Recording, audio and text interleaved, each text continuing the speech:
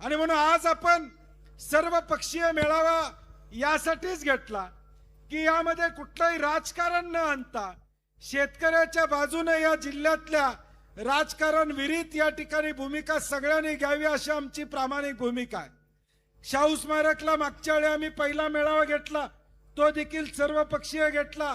नंतर आपण भव्य मोर्चा जिल्हाधिकारी कार्यालयावर त्या ठिकाणी काढला होता आणि सातत्यानं हा लढा कायमपणे या ठिकाणी ठेवला। सरकारमध्ये संभ्रमावस्था सरकारमध्ये देखील या ठिकाणी आहे। सरकारमध्ये मी अनेकांशी बोलतो, आम्ही विधिमंडळात काम करतोय, अनेक मंत्र्यांशी चर्चा करतो, सगळ्यांची या ठिकाणी याला मान्यता आहे का हे वास्तवता त्या ठिकाणी नाही आहे। परंतु एकट्या मुख्यमंत्र्यांच्या माध्यमातून हा रस्ता झाला पाहिजे ही भूमिका दुर्दैवानं या राज्यामध्ये या ठिकाणी चालू आहे। आपण बघत असाल की गेल्या 3 वर्षामध्ये शक्तीपीठचा डीपीआर कसा झाला, कुणी केला याचा थांगपत्ता आपल्याकडे नाहीये। एखादा प्रोजेक्ट ज्यावेळी तयार होतो त्यावेळी त्याचं रेखांकन 4-4, 5-5 वेळा बदललं जातं, याचा अर्थ विचारपूर्वक हा प्रोजेक्ट या ठिकाणी केलेला नाही हे वास्तव या ठिकाणी त्या ठिकाणी आहे। 86,000चा प्रोजेक्ट आज 1 लाख कोटीवर त्या ठिकाणी पोहोचला, 1,10,000 कोटीवर पोहोचला, ज्याचा हिशोब राजू शेट्टींनी सांगितला पर किलोमीटर किती खर्च येतोय। हा शक्तीपीठ महामार्ग शक्तीपीठांना जोडणारा नाही आहे, तर फक्त या ठिकाणी निवडणुकाला शक्ती देणारा या ठिकाणी आहे।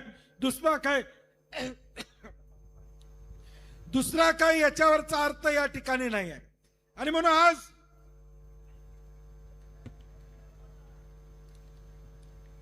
आज या मेळाव्याच्या निमित्तानं तुम्हा आम्हा सगळ्यांना एक भूमिका घ्यावी लागेल, कणखर अशी भूमिका घ्यावी लागेल।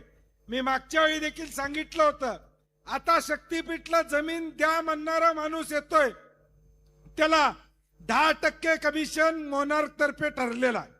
जो माणूस तुम्हाला सांगायला येईल त्यानं त्या शेतकऱ्याला तयार करायचं, त्याला 10% कमिशन त्या मोबदल्यातलं द्यायचं, असा फॉर्म्युला साधारणपणे त्या ठिकाणी ठरलेला आहे।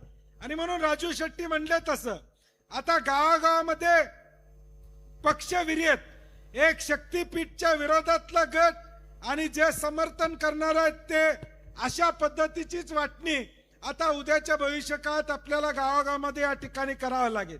आणि म्हणून माझी आपल्या सगळ्यांना या ठिकाणी विनंती आहे की आता हा गेले महिनाभर गट कुठले आहेत, कुणाच्या रानात न जात